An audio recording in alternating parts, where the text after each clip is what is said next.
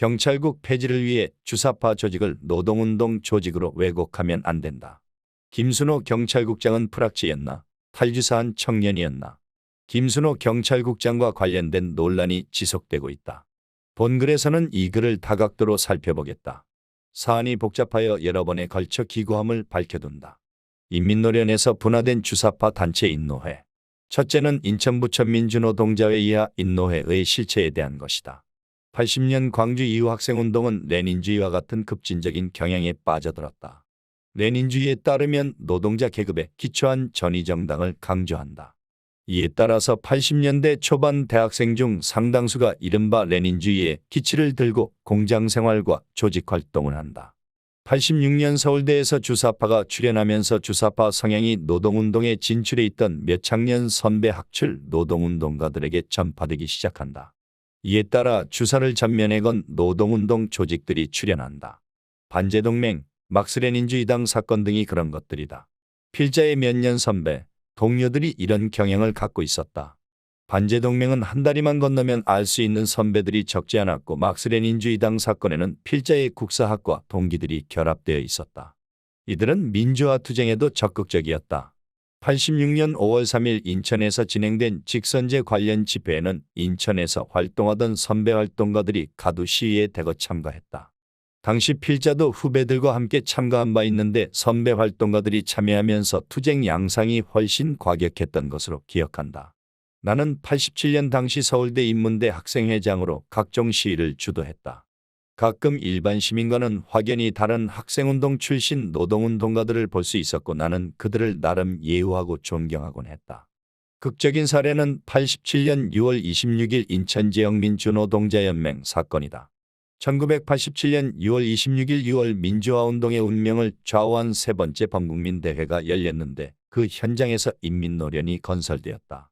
당시 학생운동 또한 레닌주의 또는 주체사상에 물들어 있었기 때문에 우리는 인민노련의 결성을 단순한 노동운동이 아니라 운동의 진정한 발전을 대변하는 노동운동, 전위운동의 성장으로 보고 있었다. 후에 알게 된 것은 87년 인민노련은 여러 정파들의 연합으로 건설되었다고 했다. 그리고 그 중에서 주사파는 소수파라고도 했다. 87년 이후 정치적 견해가 보다 세분화되었고 이 과정에서 주사파 노동운동 조직이 분화되어 그중 한 그룹이 인천부천 민주노동자회를 결성한다. 노동운동 내에서 주사파는 소수파에 속한다. 따라서 인노회도 조직과 활동으로 보면 주목할 만한 성과를 보이지 못했다. 반면 나와 우리는 그들의 활동 성과와 무관하게 그들을 주목하고 있었다. 노동운동 내의 주사파 조직의 존재와 활동은 이후 주사파 운동의 미래를 좌우하는 것이기 때문이다. 90년대 초반 사회주의권이 붕괴하면서 노동운동 내의 급진파의 세력이 급속히 약화되기 시작했다. 특히 PD 계열이 그러했다. 반면 주사, NL 세력은 나름의 변화를 보이며 발전하기 시작한다. 인분호회 또한 88년 3월 결성되어 1년 정도 활동하다가 89년 봄 와해된 것으로 되어 있다. 아래는 사회주의권 붕괴 이후 주사파 노동운동 조직의 변모를 인노회의 관점에서 기술해 보겠다. 첫째, 인노회의 활동가 중 일부는 민혁당과 관련을 맺은 것으로 보인다. 이는 개인적인 경험의 소산이다.